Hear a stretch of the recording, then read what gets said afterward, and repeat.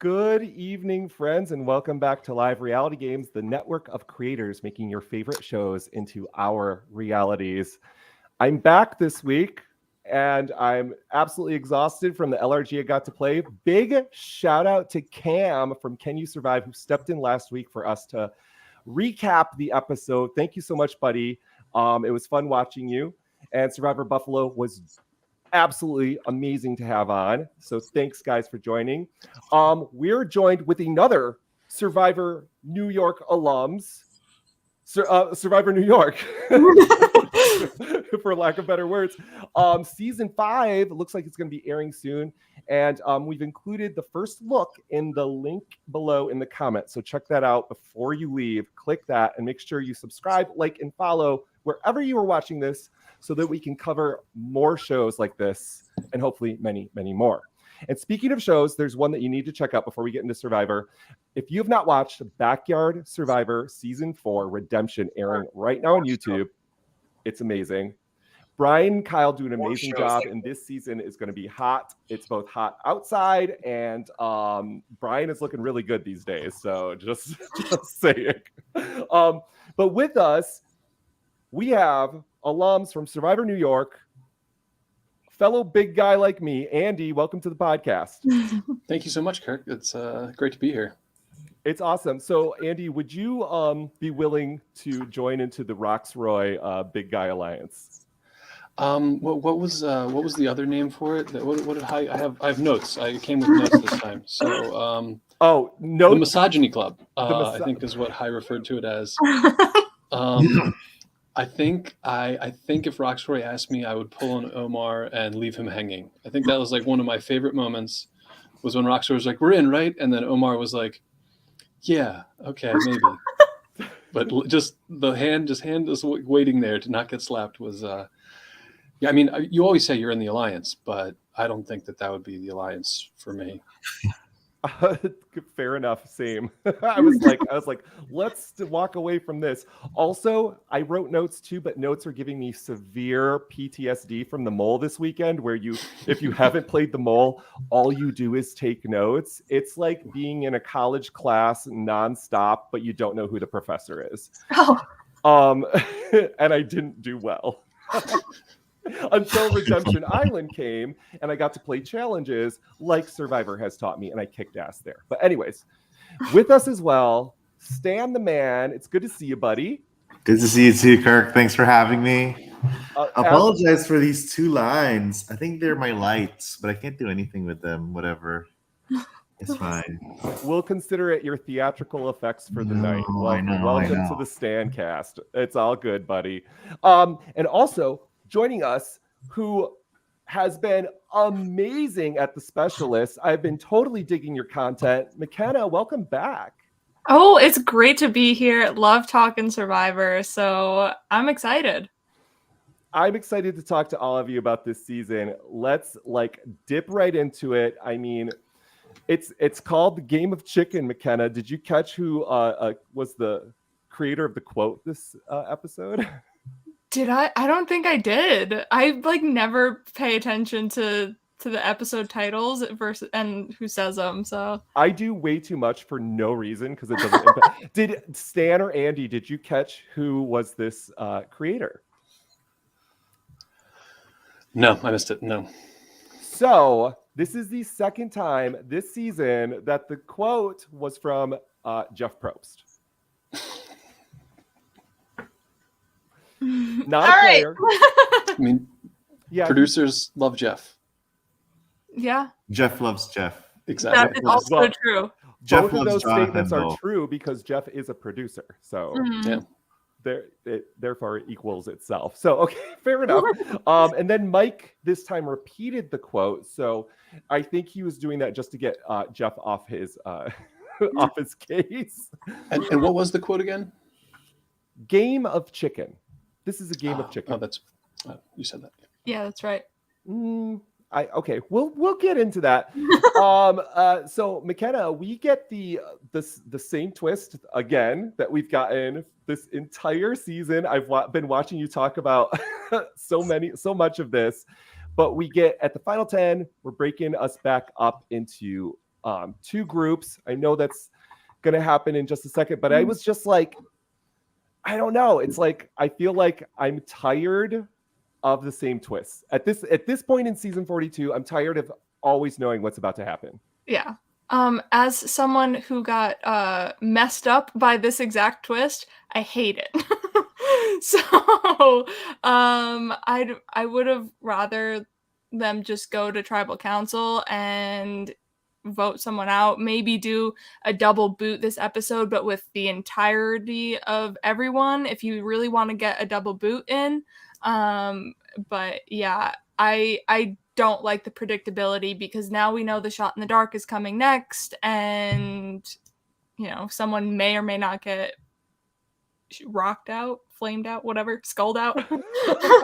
Totally. It's like, when I saw Game of Chicken, I thought this was going to be an episode of people being like, I'm going to play my advantage. No, I'm going to play my advantage. Like, I thought that was the Game of Chicken, and I don't really know what the Game of Chicken was at all. But let's get to the aftermath. So, Andy, we get back from Tribal Council last week where we lost Chanel. Thank you. And I remember being like, it's got to be Chanel. I thought it was like very transparent, even though they tried to hide it.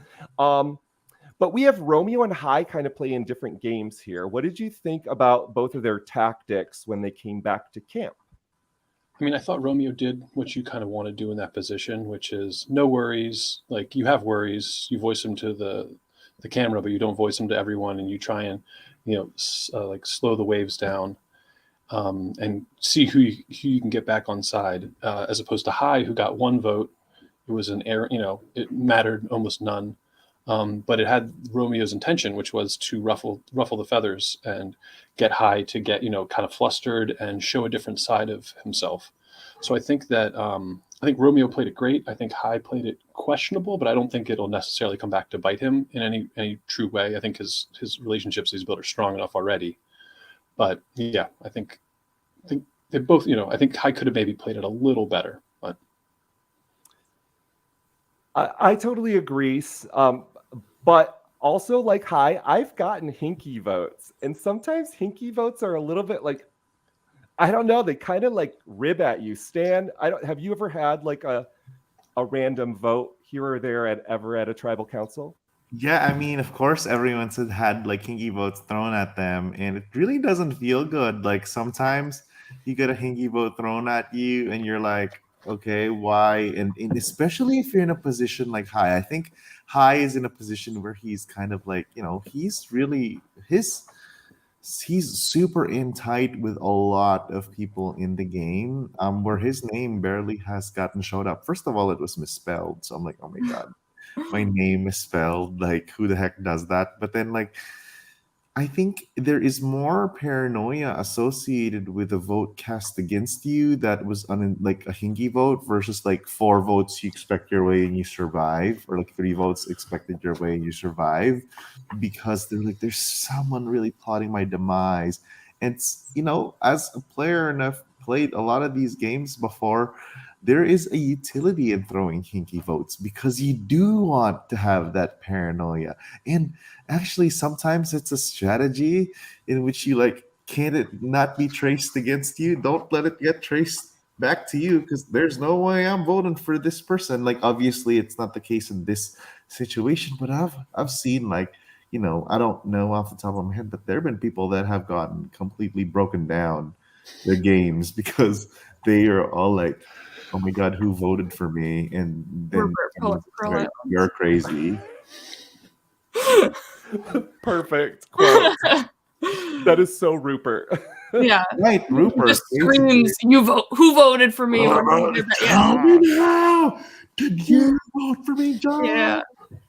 But I mean, as someone who tends to see their name when they get voted out, I feel like it's also he now knows what it feels like to get his name written on a parchment, where like some other people don't, and he kind of can like navigate some things a little bit better, and has that like kind of first blood on him, and is like, all right, I got it written down once, let's try and not do that again. Where like, if you just get your name all written down and go home, like, I feel like it's almost worse. That like the first time you get your name written down, you're going home. But absolutely. I mean, I felt like these were my favorite. Honestly, my favorite part it was Romeo's revenge quotes, where he's like, "I'm hoping to make Hai squirm." yeah. And he totally was lying about his own. I mean, Romeo was being so sneaky, so shady here, and I was living for it. I don't think he's gonna win, but at least I guess go out with a bang. I don't know. You never Kick him in know. the face. It is so crazy. I think someone like Romeo could like literally slither to the finish line because there's plenty of threats out there still to be taken care of. Like Mhm. I think, I don't want to fast forward to the end, but that's one of the reasons where he was spared. It's fair. We can always skip to the end. I go chronological, but I'll always take us back. Yeah, I mean that makes a lot of sense. I like how he's like, "This is me playing the game." Like that's.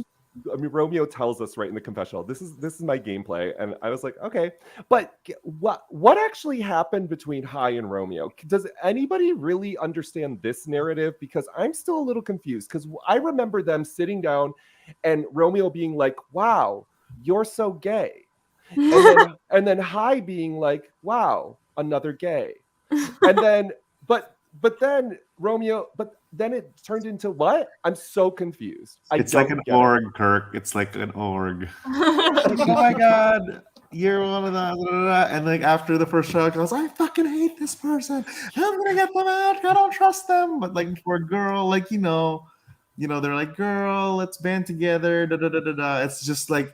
The funny thing is, obviously in orgs, there's more, the white gay male narrative is more prevalent than, I can objectively say it, more prevalent than actual Survivor. But funnily enough, Hai and Romeo are both players. They saw each other as, they kind of gravitated towards her because they were both like the LGBT minority in this case, but their strategic minds are still working. And Hai is not taking any prisoners.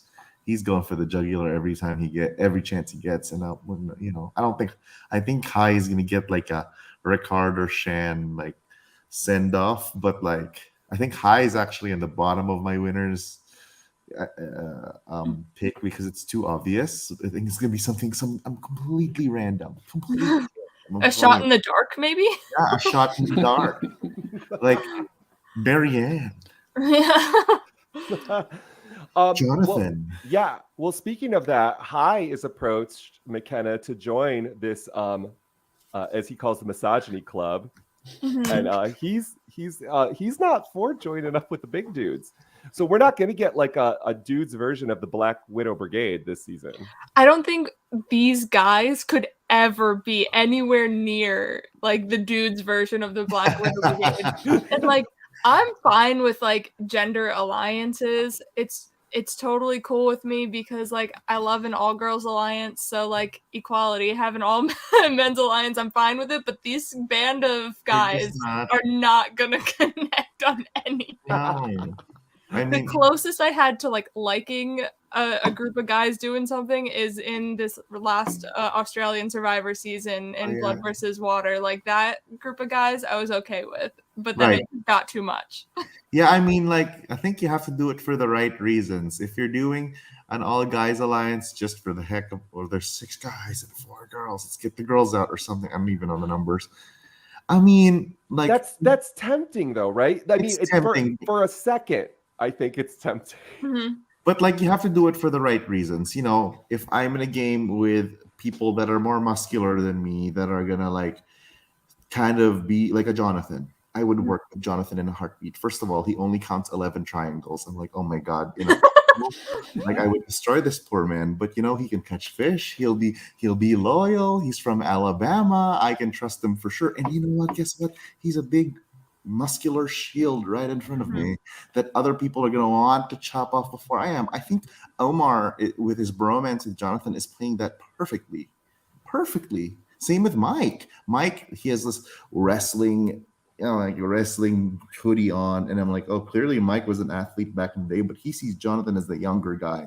So like, And Rox is just someone who's like, all right, whatever. You put He's Rox just in front of big. everyone. Well, no, That's put Rox in front of everyone because Rox is the easy target that he's not connected with everyone else. So if you're doing it for the right reasons, for instance, I'm Omar. Oh my God, yeah, Hai is a little crazy. Everyone knows it, but let him be crazy. He's not coming after me. Jonathan is this physical beast right in front of me. Let him be the physical beast. Roxroy is just right there. He's gonna be this like, not just gonna chart. There's threats that'll go home before me, and I think if it would be effective if you're doing it for the right reasons, but not what these guys are doing. Like, plus add this double tribal twist, and they're forced to vote one of them off. Yeah. Good luck, Roxroy. There was no woman on your tribe. It's so true, and they said Mike's good with like the firewood too, so you don't necessarily need Roxroy for the firewood. Jonathan's got the fish. If you're like Rox, what do you have to provide, dude? Like I don't see his social game being that great because he was also away from everybody for that period of time. Like, but he had Drea really pulling for him, and Roxroy's very much in Drea's pocket, so like that's the only person that's really like pushing to keep Roxroy around is Drea, and then Roxroy is now talking about let's do all guys. Yeah. I thought it was like the difference between like Roxroy's reasoning was kind of like he said, it was like guys are rigid, right? Like we'll do something and then we'll stick to it. And then the next quote was Omar saying, I want people that I can mold, and I can't mold Roxroy, right? So like Roxroy's vision of the game was just off. He didn't understand, and the vision of those people in his alliance who he thought he was lining up with, he thought that they would be rigid, but they are more interested in people that they can manipulate and mold. So, Omar sees Romeo as someone, okay, I can work with him. I can, manipulate or mold or work with him, versus Roxroy is someone who is going to do what Roxroy wants when Roxroy wants to do it. Like there's Roxroy's voted errantly, right? Like there's been votes where Roxroy just voted who he wanted to, and nobody can like. Was like 2 tribals ago he voted for Lindsay, and like still can't. I don't think that's ever been. Lindsay, Yeah. however he decided to spell that one. Yeah, but yeah, like there's so it's I think that his vision of the game and his vision of the people in Alliance was just off in this case. So I'm gonna put an aside because this is the live reality games podcast. I'm gonna shout out to my throwback in the live reality game history, Reelfoot Season 6. It's Battle Royale. It was like an all-star edition of Reelfoot. We're in Season 10 now, coming up in July. In June. That's crazy. But anyway, Season 6, there was a schoolyard pick. And there was a pre-game between all the rows. Oh my God. It was an all-male alliance. It was then because of schoolyard pick, Michael O'Rear, you guys, Michael O'Rear, Kirk, picks. And then one by one, picked all the guys. Me, Pete Morgan, Julian, Michael Bryden, all the guys, until it was an all-guys tribe. And like, oh yeah. And all like the females and the outsiders and the LGBT castaways were on the other side, and they won one. We had only to win one challenge, and we'd have majority through the match. Guys are strong, blah blah blah blah blah. Guess what? We lost. We had to vote out one of our own, and then they blindsided the living daylights out of Julian. This is Reelfoot Season 6. I love it. Amazing. And then obviously the boys got picked off one by one in the merge because he came in 7-6. Oh well, there you go. Yeah, so we lost. I was the they chopped the head off the snake. I'm like, what am I doing? Like, you're the leader. I'm like, I'm not Pete's leader. Pete is always the leader. Also, this is a clear lesson in generalizations are good in some forms of life, but not in Survivor life. Not in Survivor. At all. So obvious. We have some Parker was in that alliance too. Parker. Sweet little Parker, bless his heart. We have some special guests in coming in. Oh wow! What? Can you guys hear us? Yes. I don't know. I'm trying to spotlight. Hello from Davey's apartment. Hi. Yo, what's up, Davey? Oh yes. Hi guys. What's up, guys? We have me. We have Davey. We have Kai. We have Billy. Iconic Survivor crew. What's up? Hi, what's up? I didn't notice Oh you my with your goodness. hair. And Stan, if you stop talking, we can come talk to you. Shut up, Naomi. Oh my gosh, Davey, I am gagged.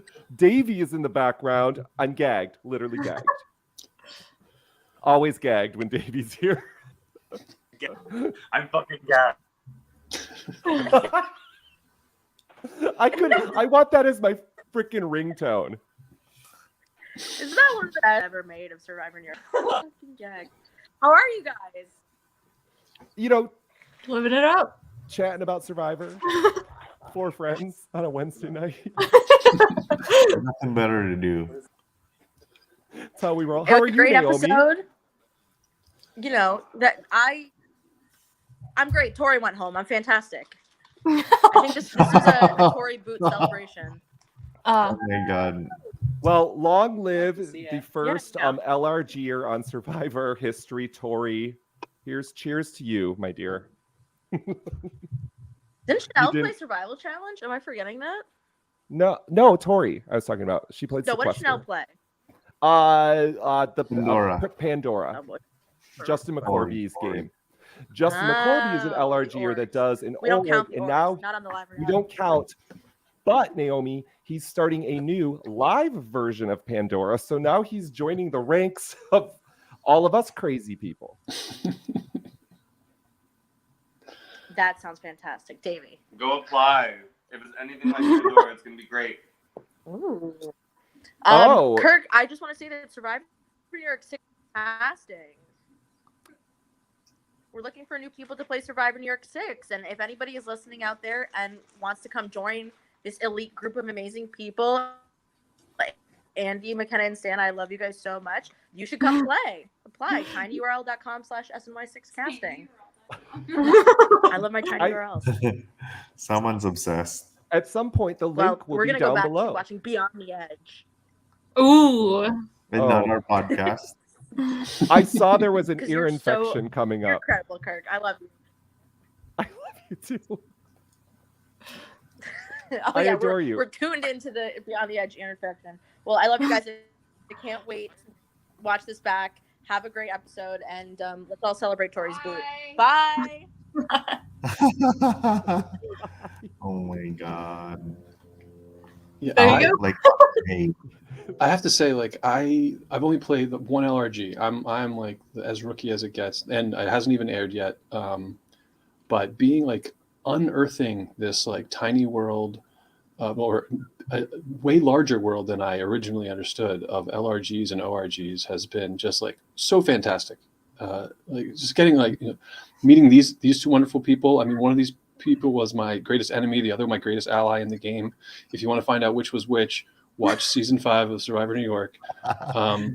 But yeah, just like I first came to podcasts and then like randomly applied for Survivor New York, and then now I have this whole community of people. It's been so if anyone is out there and watching, I 1000% recommend it. You'll make lifelong friends, and like even now I'm getting to meet Kirk, who I've watched on do these podcasts. It's great. People let me want to talk about Survivor at like what time is it? 9:45 on a Wednesday night. And there are more than one of us is just fantastic. So that's all I have to say about that. Kirk is a legend. Kirk is a legend. I met Kirk Oh. in Minnesota for the first time ever this last summer, and he was my tribe handler, and we bonded for like 5 minutes. Tribe handler for 5 minutes because we all know Things happen. things happen. And then you end up in the garage with Elaine and Yes, bean and the bags Dragons Lair. and beers and things We're happen. drinking beer with Elaine Stock and in a shed in Minnesota was probably one of the highlights of my summer. Nice. 100% same. He was like, Dr. Stan, can you medevac me now? I want to go drink beers in the shed. Drink beer. One of you production handlers, will you hide some cigarettes someplace? I'm getting a fiend, and I was like, I'm dead. And she looks at the shed. This is like massive shed, and like she sees like this like dirty pickup truck. She's like, that looks redneck down there. Medevac me now, guys. I don't want to be here no more. She was She's done. amazing. She is amazing. Okay, God. so we're gonna get back to the episode. It's 24 minutes in, and we've covered 10 minutes. So, because literally 15 minutes into the episode, McKenna, it's time for the challenge. Oh yeah, it's time for the challenge. This is a challenge that I would personally love to compete in. I think I would do decent at it. And they just have to stand on that triangle and hold on. Except not really, but and this one was really interesting because of the raging ocean is back again to rear its ugly head at a challenge, and everyone was off within like a minute, and by like 2 minutes in we had just like Lindsay, Jonathan, Hai, and Romeo, and there we go. That was our final four. That was the only part that was riveting, and this challenge usually goes on for such a long time. It's the Pyramid Crotch Rocket Challenge that's well known for many seasons of Survivor. I also familiarly call it Ball Buster, and if you want to know with the feminine name for it, I won't say it out loud, but you can send me a message and I'll tell you what I call it as well. But it's not appropriate for this podcast. It's funny though. Anyways, Jonathan ends up pulling it out, winning food. But oh my gosh, I wanted Lindsay. I felt like this was like Lindsay's almost moment. Like she was so close to winning that. Yeah, I 100% wanted Lindsay to win because I wanted Jonathan, Mr. Challenge Beast, to kind of keep losing individual immunities to either one, try and see his social and strategic side, and two, to prove like just because he's big doesn't mean he wins everything out. The Survivor fan page on Facebook is going to be just so terrible, like more terrible than it always is. I don't know if anyone else, but they are big Jonathan fans, and they have been waiting for this moment. The casuals. Oh, it is an ugly place to be, but it is. Casuals. Yeah. No, I mean, again, let Jonathan win every single immunity challenge, because when you put a puzzle which inevitably be faced in his way of even the logo, I bet you every single penny I own he won't get that. I'm sure we'll get to it. And he'll win me kebabs for all I care. He's not coming after me. He'll get some beef kebab. I'm hungry. He's gonna go directly and his plans are not gonna work anyway. So let him be, let him do his thing, just win all the challenges. I call him a magnet. That's what I call Nate Dillo. I told Nate, I'm like, Nate, if we're ever in a game together, just suck in all the immunity challenges so other people won't get it. Yeah, I mean, as long as you're aligned with that immunity challenge threat, then like the immunities all go in your favor, and like you don't have to worry about all right, as long as X and Y don't win immunity, we're good. Like then you just have a guaranteed like, all right, he's gonna win, and then there you go. Okay, but just one hot take. I think Romeo really needs some food, because when he was on that triangle and the waves hit, it was like Poseidon first came out of the ocean and was like, challenge on. And then do you guys, so at one of the stores where I grow up, there's these horses, these penny horses. You put the penny in and the horse bounces. Okay, it was like he was on one of those horse carnival rides, because he's like literally flip-flopping off of this thing. The fact that he remained on till the final four of that challenge, I think, is pretty astounding. With how he didn't crazy. have enough. He didn't have as much weight to throw, though. Right. It's also the thing too, where it's more of the feet that Jonathan probably stayed on, because his feet are bigger than the planks, and he has more weight to get rid of. I would be one of those first people that fall off the rocks, Roy. I'm out, I wonder if in a challenge like this, actually Jonathan's weight, because of the waves, simply that one change that is usually calm, right? The big people have big feet, that makes it harder, but because that thing is rocking and he can actually use his weight to control it more. I'm not sure if that, I don't know if it's. We'll see. Let's put it to the test. But yeah, I can imagine that, like, if he's actually able to use his weight to push it back down, or like, surf it in a way that little Romeo was unable to affect it much. Will Romeo's on the season? Oh, one day. So yeah, we have such a standard episode. Like, it's crazy how like this episode, when I took notes, was so cut and dry compared to other episodes where we're bouncing back and forth between things. We're getting flashbacks and like confessionals galore, and we're just like, we're gonna get one clip of each tribe, and boom, we're at tribal council. I felt like I was way more interested with the Jonathan tribe's dynamics for me than the High tribe dynamics. I felt like that was so cut and dry, and I wasn't very surprised with what happened, surprisingly. How did you guys feel? Yeah, I mean, I knew going in that the people on the chopping block were Romeo and Roxroy, because Roxroy didn't have anybody protecting him over here, and he had the whole guys alliance and High being like, I don't want this is dumb. So High being with it on the tribe with Roxroy, I knew there would be some tension, where Romeo is the obvious boot here, but then Omar could flip it if he so chose, and he did. Again.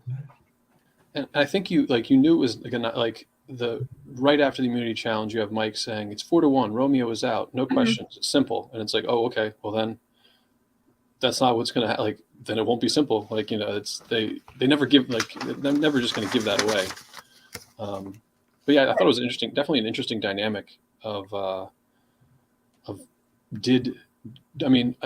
question, do you think that Romeo's pushing, or not Romeo's, Roxroy's pushing of this alliance was his ultimate downfall, or do you think he would have been vulnerable? Would Omar and High have seen him as someone to go after, regardless of that of the misogyny club? I don't think it helped. Yeah, for sure. Is what it kind of came down to. Yeah. I think it was, I don't know. I really don't. I just don't think Roxroy did it for the right reasons. I think he doesn't have agency. I think that's very clear. No one would stand up to bat to protect him. Whereas, actually, neither does Romeo. Whereas, like, High has Mike standing up. Mike has High, and Omar's wedged right in the middle of High and Mike. And you clearly knew that that trio wasn't going anywhere. I think the three of them were mostly High and Omar were kind of really controlling the information, but Hyde, intentionally said, hey, if we're doing this, I don't want to leave Mike out of this vote. And Hyde kind of used Romeo as a devil I know versus a devil I don't. I don't think I can trust Roxroy. I can't control Roxroy. It's so funny because every game is different, but this season is, can I control this piece or not? Is that kind of an overarching theme on this season? Like, can I control Roxroy? Can High control, Mike? Can Roxroy control his boys' alliance? On the flip side, can Omar control Jonathan? Can Jonathan control Lindsay? Can Lindsay control Jonathan? Can all of them control Marianne? Like, can Mary, like, it's not even like let the cards fall. I think there's some other games, hey, let the cards fall as long as it ain't me. Here it's like, I want to protect my chess pieces, and can I control my chess piece? And if I can't, then it's so interesting because there's so many different ways to play Survivor. And at the end of the day, I think a lot of it has to do with built like social capital. I think that's what's so important in this game, is the social capital you've built. Because if you don't, like, and you have 16 days to build it, they're saying that's not enough. I think it's absolutely enough by the fact that your social game and your trustworthiness comes into play, because that's when people, like, I think it all comes down to that, especially in smaller tribes when they're forced to. Like, how is Lindsay, we'll talk about it later, but why is Lindsay de facto the one that was going to be safe? Because she has built social capital with Jonathan, with Marianne. They were never going to go her, and but anyway, you can see how closely like High guards his social capital in this moment, because he says, I can't do this without Mike's permission, right? Because that's how much his social capital, he understands that this relationship is more important to me than this vote. Correct. regardless of what the outcome of this vote is, I need to keep the relationships I've built with Mike. Also, as a side note, I like to watch like the animal clips that they do. And I really liked that, like, Hai goes, I have to trust Mike. And then it went to this, like, really old big crab, like, crawling through the jungle. And then Mike, like, gives his piece. So, like, I just love that moment. Yeah. Last week it was, like, Jonathan dives in, and then there was dolphins. Yeah. But, And but no, I think go ahead. Roxroy would do actually really well from season 10 and lower. I think he will excel in any of those seasons, but because he's in this new school format, everybody is just that much more like thinky and brain power and what is this move going to connect to that move, to that move, to that move. Whereas like the old school seasons, you have, all right, so I'm going to get them out because I don't like them. Like that was essentially what their moves were. Romeo would have been gone and then we would move on with our day. Like that's how it would have happened. And I think Rox is just like out of his element being in a new school season. And we kind of talked like McKenna talked about it at the beginning a little bit, but like the twist, I think, like I went back and watched last season's Double Boot, and it kind of like usually a 9 is a very interesting vote number because it's an odd number, so there's there's going to be a natural split, and I think that actually it in this time it created interesting possibilities. The vote outs weren't the most interesting, but I think it had people thinking of the game. Rather than a linear, hey, we keep our big alliance together, it almost like forced them in a way to start infighting in their alliances and kind of because you have fewer options, like butting heads a little bit more, which I thought was interesting. Like the votes didn't turn out super interesting, but I think that I'm still 50-50 on whether I like this twist. It's bad. Right. Well, yeah. I think we should just need to change it up for next season. I think Survivor needs to stop with, I did this for 41, let's do it for 42. Bring back the themes, bring back the twists. Yeah. I think it was mainly due to thing. Are they running out of ideas? Are they running out of logos? How's the Bannerman Island logo nicer than Survivor 42? I think it all came down to just the COVID shooting schedule where they shot literally like they had 2 press days and then shot right after the finale of 41. So it did they have enough time to like create a whole second season? I don't know. There was a lot of quarantine going on. But they have plenty of people working in CBS. They have plenty of brighter minds that can think of, let's make a theme for this season. Let's create new twists and not make it boring for the. Why didn't they think of this? There's one thing I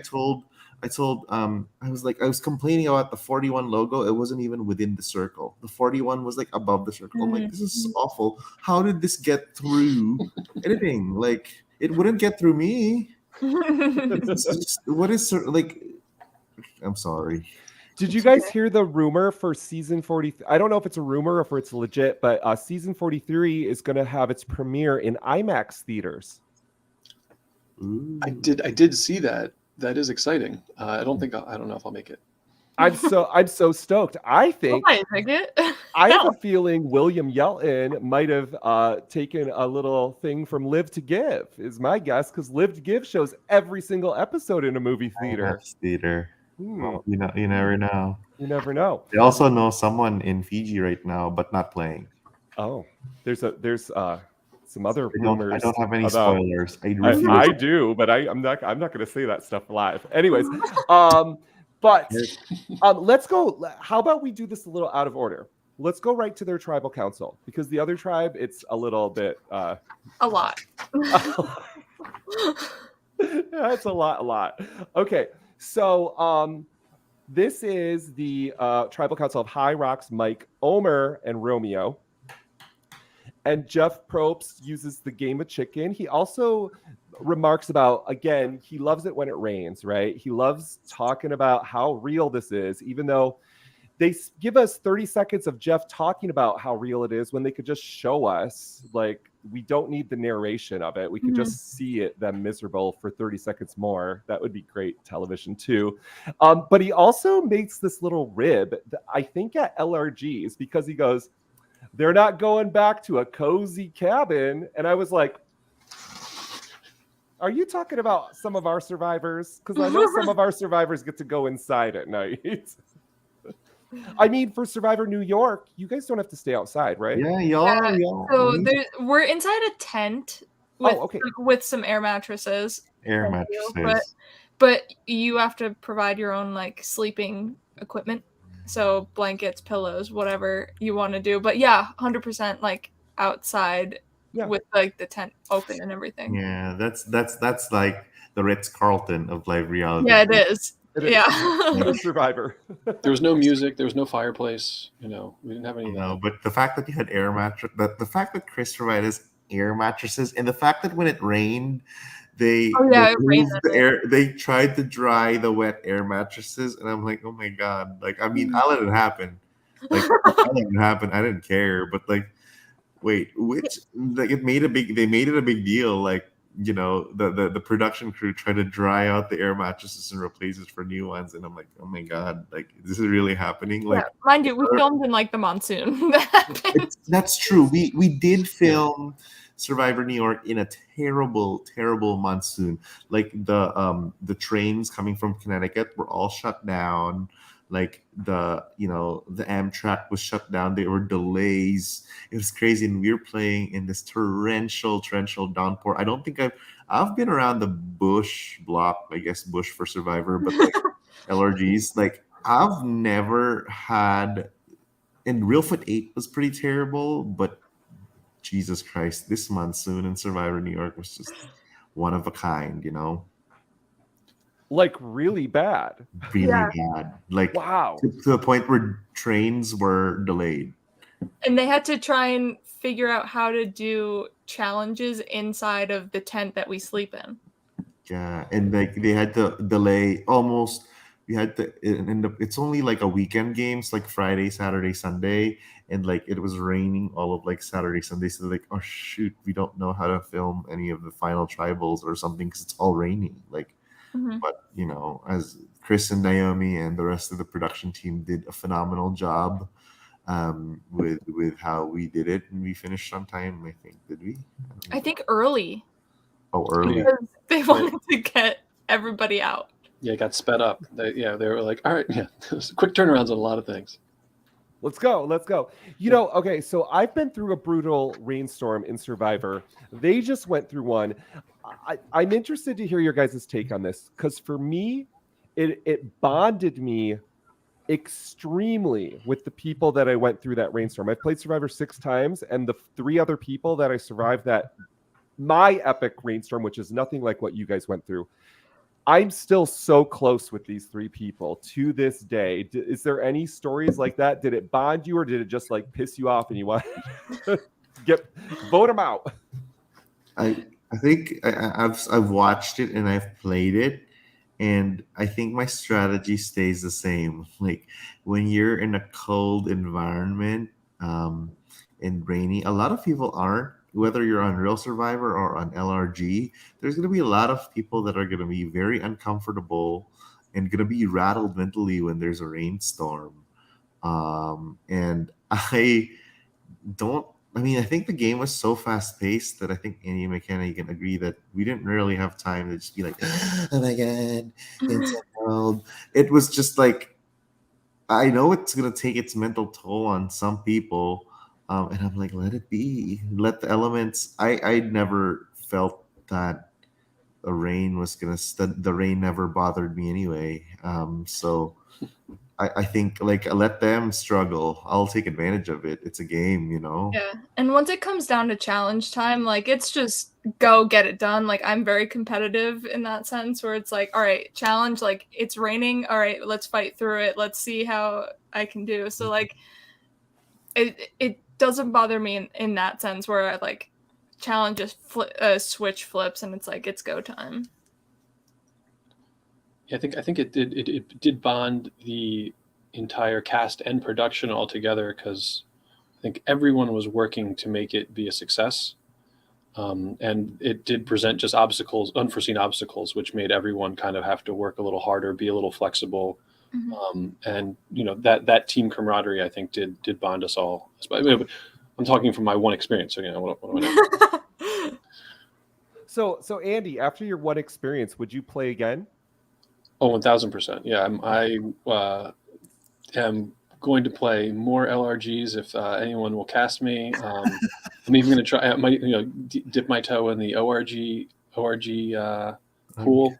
Speaking of ORGs, mine is currently casting. So if you want to apply, we're doing a one-day mini on May 28th. If you want to go follow DCP_org on Instagram, Twitter, find us on Facebook. We are currently casting for a one-day mini. Please apply.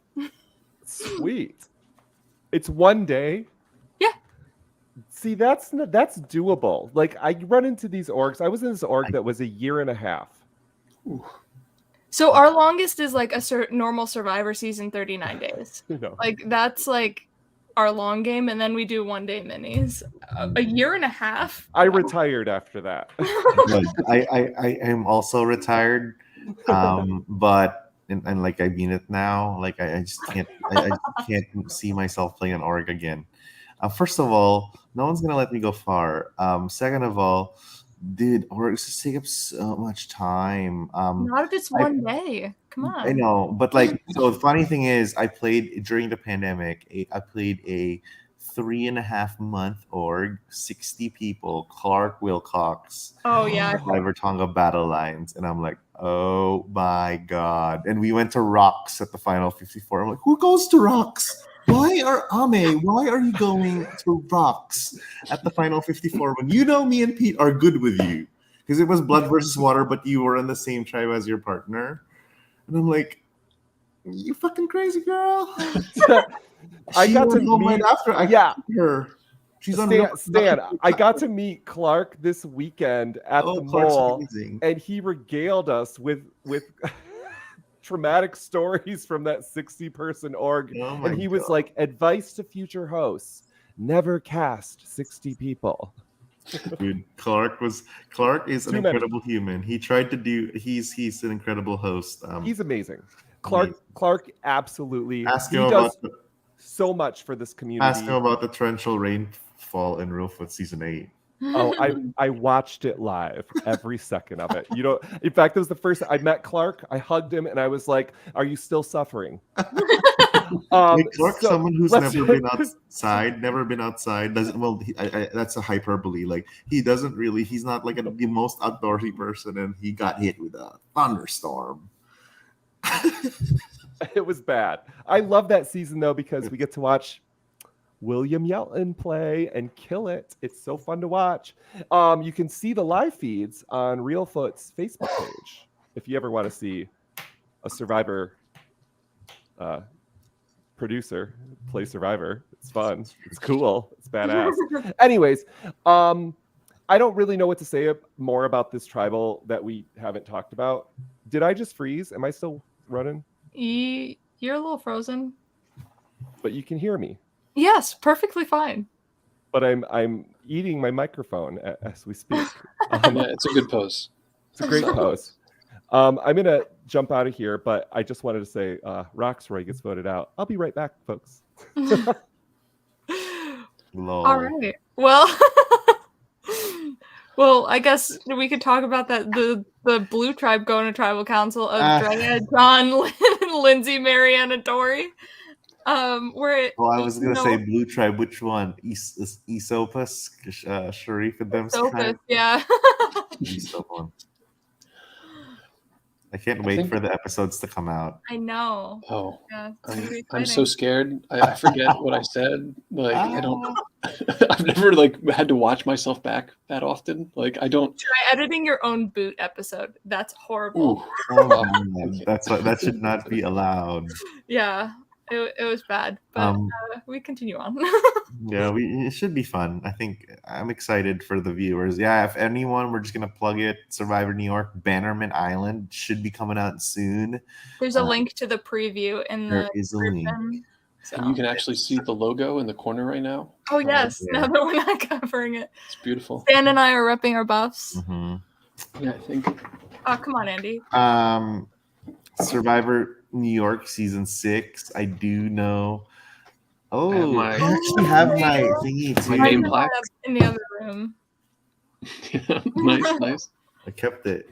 Yeah. Oh yeah. Survivor New York season 6 is gonna be good too. I think I made these buffs, so I actually helped make season 6 buffs too. So I know the theme. It's gonna be incredible. It's gonna be so much fun. I can't wait for Like each season, and like not only have like the cast been great the whole time, but the production value and what they've been able to accomplish with like the actual production has been improved each time. And I can only imagine that yeah. as they get better, it'll get better. Like, watching it, even if you don't want to play, just go watch. It's super fun to watch. So I played in Survivor New York 0. So Chris and I have known each other since we played orgs together when we were like 13. I'm 33 now. Didn't you used to play in, or I think you told me with King George? Yes, I did. Oh yeah, so yeah, George King from George Bankstown. from Bankstown is a friend of mine. We played orgs when we were like 16 years old. He was like my ride or die, and he's the same exact person. Like he just has a beard and is a little crazier and a little bit more well spoken. But he's just as like I would pull up emails from us, like because back then it was like AIM and MSN Messenger. And hey, Kirk, you watch Survivor Australian Survivor, Kirk? Yes, here and there. I'm more into South Africa personally because I love the social game there. King George from Blood Brains versus Brawn from Bankstown was a friend of mine. We played orgs together when we were kids.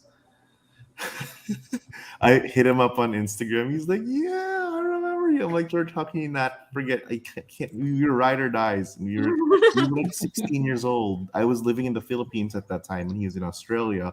And we played like because back in the day, orgs were live. Every single thing was a live challenge, and you had to post. So Castaway, like if you were Richard Hatch paddles a canoe, and like all your tribe members have to paddle once, and if all of your tribe members paddle, then you win immunity. That's all you had to do. It's all live for like 24 hours. No, it's live. Oh, they didn't think of 24 hours back then. There was no such thing. And then so like the people that wouldn't be able to go online would just get voted out, and there's no like video, so you just have to vote people out on AIM. And so like I was at a viewing party with Fair Play, and then Fair Play and King George, they were like trying to trade buffs. I'm like, "Yo, I'm friends with George," and he went on FaceTime, and I'm like, "George, you remember?" He's like, "I remember you." I'm like, "You're still crazy." Like I basically jumped out of my seat when I found out he's playing Australian Survivor.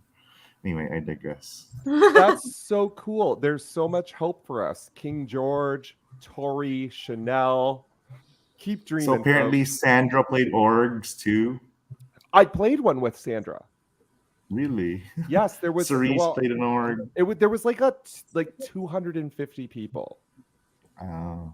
And there was just an alliance called like Sandra's Army or something. It was terrible. It was not fun.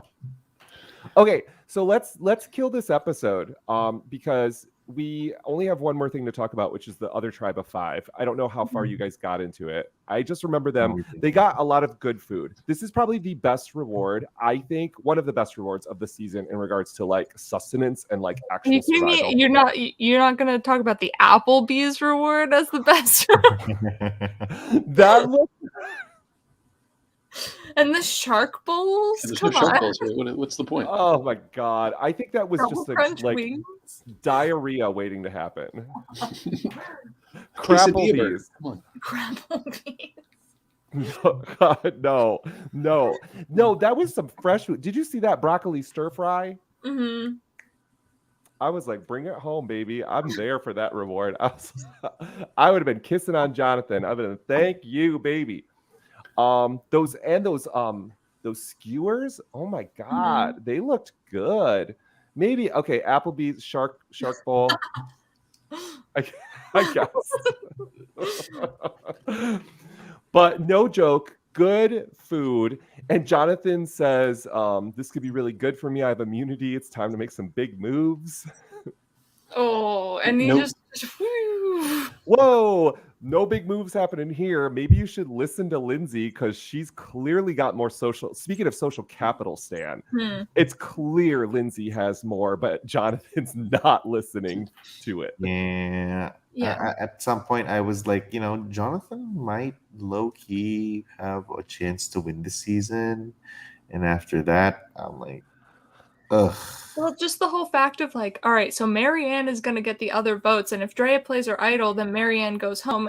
But if Marianne stays, we have all these things, and it's like, but what if Marianne goes home? And he's just like, no, she won't. It's okay. Let's think about that. Play her idol. His answer was freeze. Let's think about that.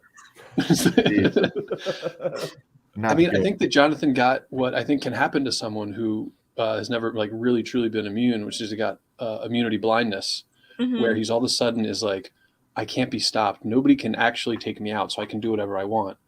But called at the power. cost of just shedding social capital, he was on the rocks with Marianne, but now Marianne's like, he's treating me like a child. I don't want to work with him.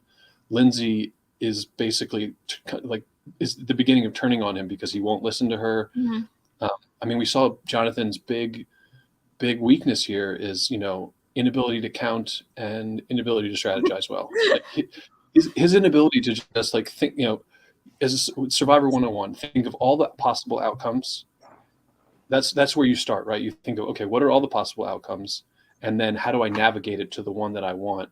And what are all the bad things that can happen along the way? And he was so focused on, this is what I want to happen. That's what will happen.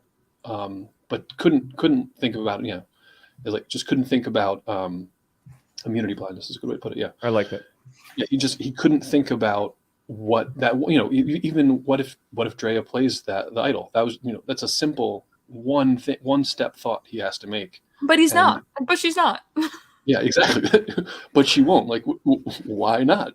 Yeah, and then we see the first thing that happens is I'm playing my idol, and he's No, Marianne tells Tori of all people. Like, it's interesting. Like, I don't know. I think Jonathan's stock just went to the ground after this episode. He's just not a thinker. No, he definitely needs Omer around. Like, Yeah. like he needs, like some people need their bromance, bro down show partner, and if Jonathan is the spitting image of that, Omer does everything you guys are talking about that Jonathan cannot do. He can place, even though he's sneaky as fuck, he can be so savvy about his bedside manner, I think is what it is with Omer. The way he approaches people, the way he talks to them, where Jonathan, I think, is a great guy, but the way he was talking to Lindsay was just like, so dismissive, I think is the word. Like, your ideas aren't useful to me right now. I know what we should do. And I think for Jonathan to go deeper, I mean, they're already deep. Like, hello, it's final 8. But he needs Omer on his side. If Omer wants to do something else, Jonathan's going to be left behind. And I also think Omer knows how to talk to Jonathan as well, where I think him and Lindsay were just like combative toward each other, and Omer might have a different language toward him and be like, okay, yes, that's a great idea. What if we tweak it a little bit? Or something where Lindsay's just like, that's not going to work. You're dumb. I mean, has like, go ahead, Sam. I mean, Omar's a veterinarian, right? He's an exotic animal veterinarian, and Jonathan's his pet. So, I mean, no, I'm not speaking about bedside manner. There's a certain way to talk to people. I mean, Omar is probably dealing with dog or animal parents that their animals are dying, and they're like bringing him to, like, I can't ever empathize with animals, but I can empathize with children. Your child is sick, and the parents are gonna be cranky as AF, and like similar with the pet parents, you have to find a way to talk to them, not in a condescending way. You still want them to do exactly what you want them to do. That's just how medicine works. You follow me because I know exactly what's best for your kid, but don't. I always make it seem like it's their plan. I'm just not even suggesting it. I'm making it seem like they Oh, really? Is that what's that sounds good, Jonathan. Like I think that's what Omar's doing, but really Omar's enacting what he really wants, and it's so obvious in confessionals. I think Omar is spinning is the game socially around. I hope like to make a another animal joke. He's spinning like a little spider web around Big Bad Jonathan and just make a cocoon until Jonathan just can't like until like he's trapped, and then Omar at the final 4 or something. Snip. Bye, Jonathan. Thank you for your final tribal council vote. You're for sure voting for me to win. But you don't know that yet. I'm just gonna take you out. Like I'm not even gonna give you a chance at fire. Oh, take you out at 5, so you don't even have a chance. Yes. That's the move. Yeah. Right? Yeah. Or Jonathan, why don't you give immunity to me and you make fire against whoever you want? Because we have a final 2 and we go all the way to the end, right, Jonathan? Oh, I don't. Do you think he would ever fall for that? I mean, Maybe if Omer said it. if Omar said it, I'm super high on the Omar train right now. I think it would be a disaster if he's, but he's not a single vote cast his way yet, as far as I'm concerned, right? Omar is also like able to do this thing where he, not in this episode he didn't do it, but in a few episodes in the previous ones, he's walked people down and then let them finish his sentence with a name. He did it to Lydia. He walked her down the path and then got her to say the name he wanted, and then used it against her. He did it last week as well. He's very good at getting people. It's things like the John Cochran way of.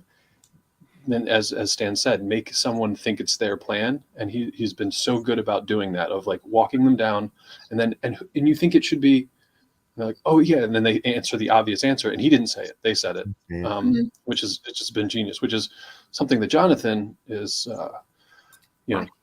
lacking in a big way, and even Lindsay was in this episode was lacking her ability to get to guide Jonathan, out of the horse pasture. And the big stallion. I mean, even Lindsay makes a better statement at tribal councils. Her social capital is in a better place. She makes a more eloquent statement compared to Jonathan's in regards to everything that goes down at tribal council. Now, in regards to this part of the recap, I feel completely unqualified to talk about. I think all the podcasters here would suggest the same thing. Go watch Tribal Council. There's stuff to learn. You can literally read it on Drea's face, because Drea makes a facial expression that I can't even explain. But it's there's a lot going on. Yeah. Yeah. I thought Marianne in that moment was extremely articulate, extremely well spoken, and was able to highlight the issue, bring it up in a constructive way, and discuss it in a way that was helpful for both her other tribe mates to understand, and for us as an audience to understand what her and Drea were going through. And so I think watching that back, and I think Lindsay responded very well, and I think and Drea as well, being able to say, this is my reality, please respect, this is how it is for me, and this is how I feel, and those feelings are valid, and those feelings are real. And so I think it was very well handled by Marianne and Drea. And I think, as the only person of color in this panel, and I was, I feel it. Like I tweeted, I think in my Twitter, I was like, oh my God, I fully felt that. I think objectively, first of all, I agree that Marianne said, Marianne's been speaking from the heart anyway. Everyone's saying it's her downfall, it's her Achilles heel. But in this situation, she spoke from the heart. I think Drea was super frustrated. I think Jonathan should not have said racist. I think she's gonna get a lot of hate because of that poor guy. Because I get it. I was not born here. English is, I guess, my second language. It really took a lot for me to be, everyone's like, oh my God, Stan, you have a strong social game and blah, blah, blah, blah. Everyone likes you. But that didn't come overnight. That I was a complete, I did not know like etiquette, general etiquette, what was correct, what was not correct socially. Like I made a couple of mistakes like down the line, like what to say to someone. You know, I have a thick accent. I think my accent's still like obvious now, but like coming from like Survivor, like the Nasir in 41, I learned English playing Survivor, you know. And Erica, it was like no one gives me any chance. I'm a small Filipino lady, and it's the same sentiment, you know, with people from with different and you know, I think I'm over the okay, let's make it like the half POCs, let's all the African Americans or Asians or whatever sticking together. It is what it is. I think we've done it. Let's play Survivor. I'm okay with that. But I think we have to validate their feelings like, oh my God, Chanel and Roxroy kind of just got voted out. And Marianne's like, and I'm supposed to vote out Drea. And they also haven't seen the whole Shan, Liana, Danny, and Deshawn thing either. Correct. So Good. like Have a we pause. are getting this storyline 2 seasons in a row, but it's something like powerful enough to show 2 seasons in a row. Yeah, it is. It is what it It is. happens. When you see 6 Asians in the game together, that doesn't happen very often. You're like, holy crap! Like, we okay. Not many Asian people. I can only speak for our. Not many Asian people win Survivor. Period. Not many Asian people like go far in these live games. They always get picked off on by early. Like it's just how it is. Like, and we're supposed to accept it because you know, Asian women actually are stereotyped for being, you know, they're quiet and they're that's a stereotype. And then suddenly when there's a fierce, you know, Asian male or female that comes in, they're like, oh, they're immediately a threat. So, you know, I completely felt what Drea and Marianne were saying there. Like, you know, we speak a little bit too much, then we get called as, you know, that I have so many. I spent a lot of time in Brooklyn. I have a lot of black friends, and like they is like, you know, when we speak loud, they call us ghetto, and I'm like, I get it. Like, if we are, you know, as Asian people, we're supposed to be stereotyped as a smart people. Like, oh, you're only good at math, you're bad at driving, like, and we can't be good at Survivor. Like, I mean, yeah, I get it. Like, it you want your people to be like represented in a way, and I don't know if I'm even articulating it properly, but that's how I feel too. Like we have almost like what Marianne's saying, everyone has a 1 in 18 chance to win this game, but like some people have larger odds to overcome than other people who are like entitled to win because of who they are and where they came from and privilege and whatnot. It's true. And you know, I'm all about this is the life that I'm dealt. I'll face it and I'll make up for that and I'll learn, I'll be a better person. But you know, those feelings are completely valid. And that's but what I do recommend, but like really kind of what kind of tugged my heartstrings a little bit was with the fact that Mary and Jay were like, all right, we're playing our idols. Oh. Because if you know we didn't play our idols now, they're gonna be like, oh, I made it through this tribal council because I'm black. Like, no, that's not happening. I'm not winning Survivor because I got a free pass in this one tribal council because I was black and we had this moment. So I'm playing my idol, so y'all can't vote for me. Funnily enough, Tori of all people got the. I was gonna. I knew I was. I thought I was gonna be more jubilant about a Tory boot at some point, but I was kind of like, oh. Too bad, girl. Bye. Anybody going home at this tribal council, I feel it just feels really weird because we had this moment and then it's just like, okay, vote someone out. And it still didn't feel right with the open format and it wouldn't have felt right with the voting format either. But so, Jesus was going to give her the safe scroll, though. Never know. You know, I did like Tori's quote where she says this twist frees up people in her position. I agree with Tori's sentiment there. I think when there is a clear majority in 10 and then they split to a 5-5, maybe there is going to be wiggle room at that point to get you safety.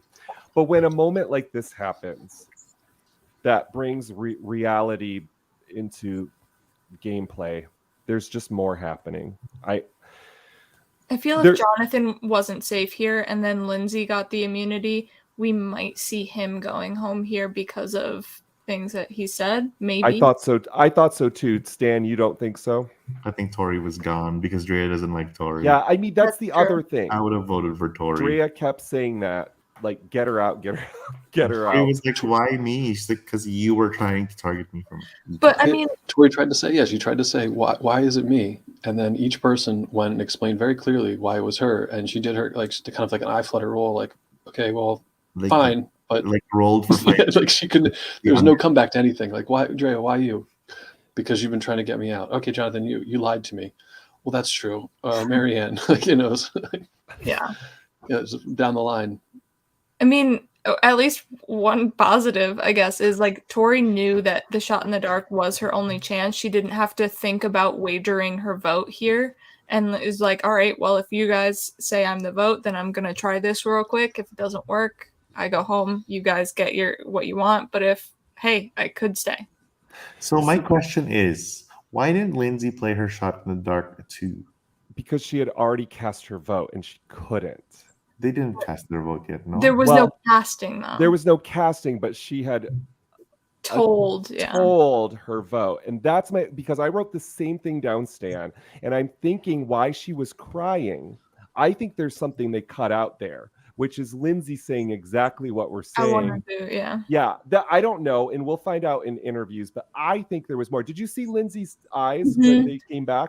She was crying. I think they said, no, fuck you, you're going home. If she draws that parchment. Yeah. If Lindsay had not, if she had, and Lindsay should have thought that through, that 3 votes is enough. Girl, you got to protect yourself. You don't have a necklace on. Mm-hmm. Luckily for her, she doesn't go home. But let's look at this, guys. This is the first time we've seen this happen with the shot in the dark. So in other words, like McKenna, you said, this kind of puts Tori in an advantageous position. She knows the result of the votes. She knows there's no risk in voting whatsoever, so it's good.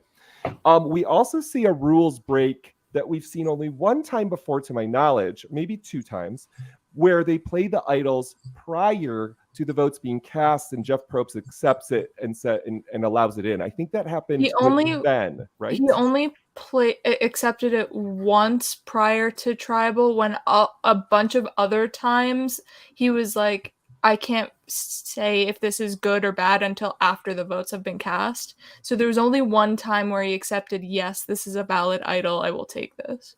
Okay, so this is kind of a change. Maybe I don't know if it's permanent, but I noticed the structure seemed wonky. I think it's because they decided to not vote and decided to just orally vote, that playing those idols then was the appropriate time to, and they didn't have to wait because there's no like voting booth. I don't know. What a weird tribal council. Yeah, I think they were playing fast and loose with the how they wanted this to be as palatable to the audience, and I think they wanted to avoid a situation where people vocalized votes against Drea and Marianne, and then had them play the idol. I think that would have been very that's a very strange look.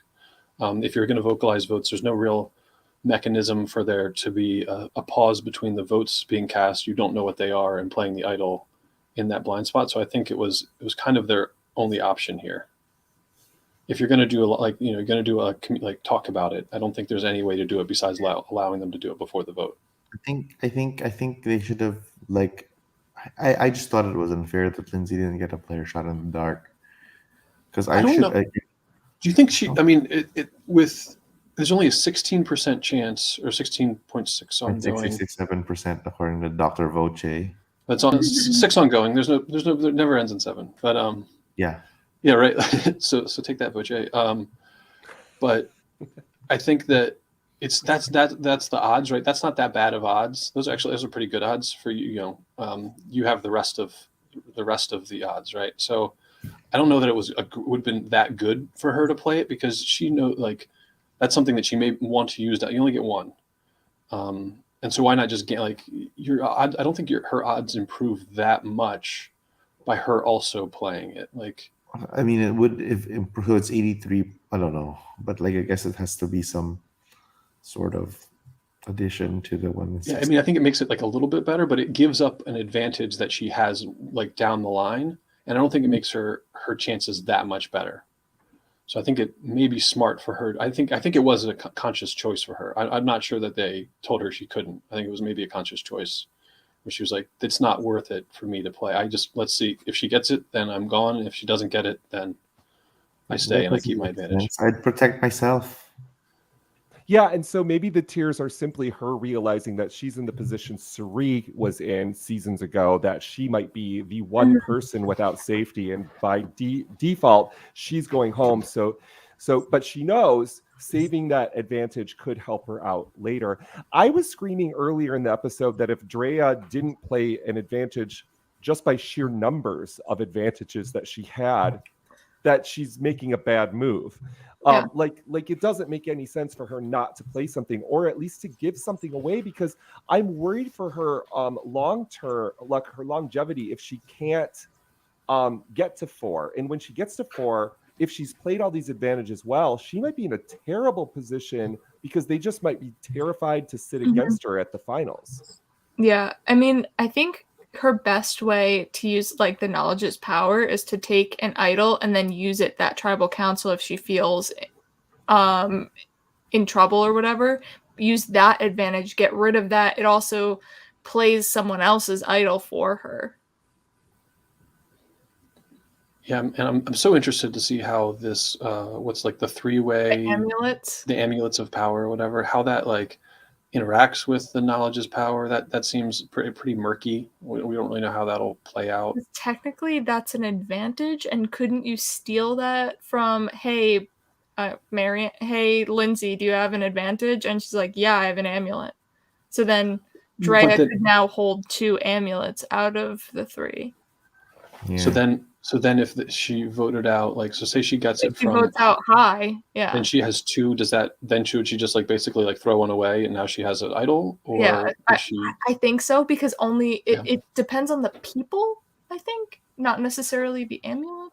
I don't know. Yeah, that's what I mean. Yeah, this is murky. Yeah. It's so confusing. Like, so it's just confusing, Survivor. Help us out with it. Just get rid of knowledge's power and everything will be fine. Dude, Yeah, that's true. That's true. get rid of a lot of the twists. Mm-hmm. I would love like a back to basics type season next season in which there's one tribe swap, a merge. Bring back Exile Island, like not like Rockroy's Exile, but like the normal, like, all right, you lost the reward, someone goes to exile kind of thing. Like that was just the golden era of Survivor. I think the backbone of Redemption Island. Well, the backbone of Survivor is a good cast, right? Like the show is built on a good cast, and I think they've been doing a great job of casting these last couple seasons. So why don't you cast and then just strip it down? Exactly. That's all they need to do is take it back to, hey, we have a great cast. These people are dynamic and interesting, and they're going to be good TV. Their social interactions are what we need to see, not Drea reading a thing about her hand getting red. I actually went back and paused that. Because there's a question. Jeff says, like, if you don't do what it says, there's a punishment. But then she reads it and there's no punishment. But there was a punishment on the parchment. She just didn't read it. It was if she didn't do it by sundown, then she lost her vote the next tribal. But we don't. Okay, so Peregrine has oops. Oh my god. Oh yeah, that's that quote is so funny. It's true. Survivor has become a very confusing LRG. It's like the production team just went completely crazy the night before and like changed everything and all the twists and all the tribes. I'm like, let's just throw it all. It's only like 7 days in the woods. They're smart. They'll figure it out. It is kind of coincidental that after a year of not filming and all of them staying at home and watching our amateur versions of Survivor, all of these new ideas suddenly made it. They watch LRGs. Oh, some do, for sure. Because I was told, because I asked once, I'm like, oh, do LRGs preclude you from like getting cast on Survivor? And they're like, absolutely not. No, well, now we know for sure. No. You can go play an org. You might be on Survivor. Who knows? Hey, I gotta update our peoples on the draft thing. Brody is tied now in the lead with Jillian Larson, our resident Gabon queen, at 27 points. The rest of us are not going to win at all. We get 1 point per episode that our survivors make it on to the next round. And Jillian's sitting on 3 people, and Brody only has 2. So, Jillian, I think you're going to win this, my dear. Yeah, and My predictions for you. She's got Mike, Jonathan, and Marianne. None of those 3 are. Jonathan's going to the end. You and think? No one's going to vote for him to win. I keep thinking Marianne is getting the theme and music behind her monologue that Andy was talking about earlier was so heroic. I just feel like they're setting us up for like Rob Gaddis. Maybe, but maybe she's she comes across as goofy, but at the end she's going to have the beautiful quotes at Tribal Council to steal your heart. Emotion is her weapon. She said that, and I'm like, that is so smart. Like, my thing is also like Mike has gotten a lot of like personal moments with like Romeo or with Jonathan, with Omer. He's gotten a lot of like just random like personal anecdotes where it's like normally you wouldn't show this, so why are you? And so I feel like that could lead Mike toward the end of this game. I think so too. Mike is someone who I think the thing about Mike is he's not really he's very insulated, which is what you want in the end game, but he doesn't have agency when it comes to dictating who goes. Always in the know, always in the right side of the numbers. Sometimes not on the right side, but he hasn't had much pull over what happens compared to what Omar, Hai, Drea, and Lindsay, and even Marianne. I mean, I felt like last week he had a lot of. That's true. With Chanel, he was the one who like kind he was very much stick to Chanel. Stop going crazy. Pulled it off of Romeo. But it doesn't. But it didn't get shown that Mike was the one that really hammered. Like, at least I didn't feel like from an Edgic perspective that Mike was the one who steered it. You know, it was weird. Yeah.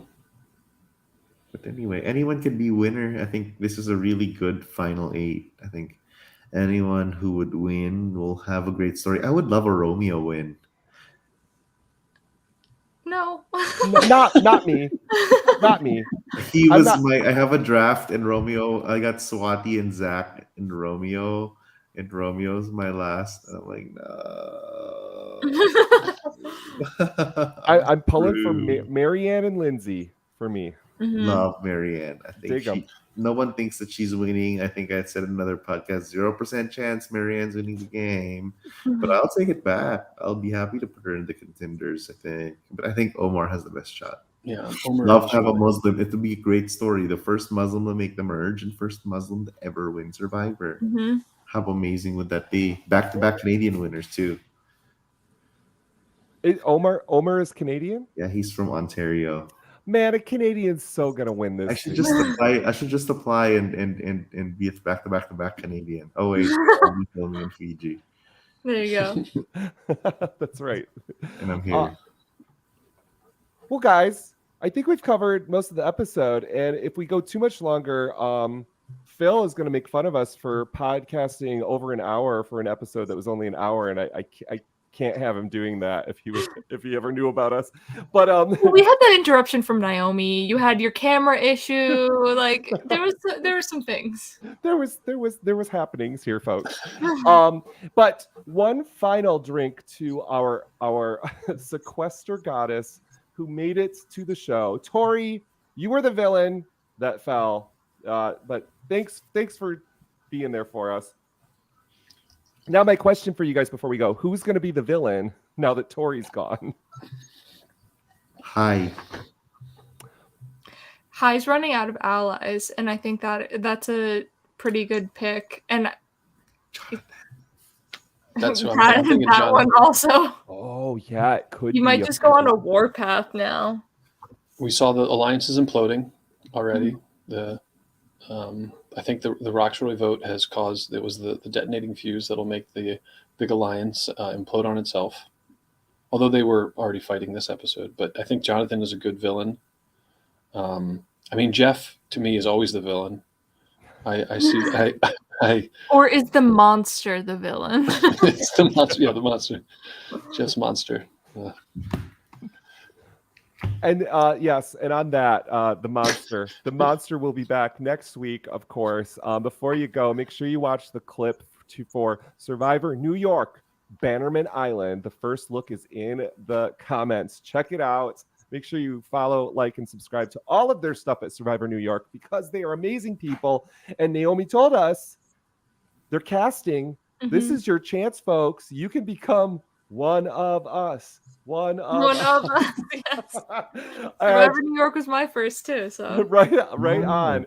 So join the crew, become part of the family, and maybe someday you'll be like Tori and you'll get booted at Final 10 on Survivor. Until then, folks. Speaking of, one more thing. Congratulations to my boy Alex Brizard. He is on The Circle season 4 on Netflix. Did you guys not know that, Kirk? I stopped watching after season 2. So Alex, does it get better? Season 2. Alex is in season 4. Two of my boys are in. So Alex Brizard is on Netflix. He made it. He is gonna be in this new upcoming season. So he is an Orger. He played a bunch of minis. We got another one of us that. This game is right up a Circle is right up Orgers like that. I know. Like, come on, like all online. No, Briz. I don't think they Briz all catfish. I don't think Briz has ever played a live game before. Brendan's played Sequester, his brother, but I don't think Briz has ever played a live game before. So it's gonna be his first LRG, I guess. The Circle. Kind of. That's kind of an LRG. But I'm super pumped for him. He's a great guy. He's That's great awesome. That's going to be fun to watch. Maybe I'll watch season 4. You know, the first time I ever played an org, this 50-year-old woman thought she was playing a different org as a catfish, where she was like a 21-year-old woman, and she was talking to me as if I was straight and she was a 21-year-old woman. And that's when I was like, wow, this community is bizarre. Welcome to the Bazaar. Guys, it's been fun. We'll chat with you next week at the same time. See you then.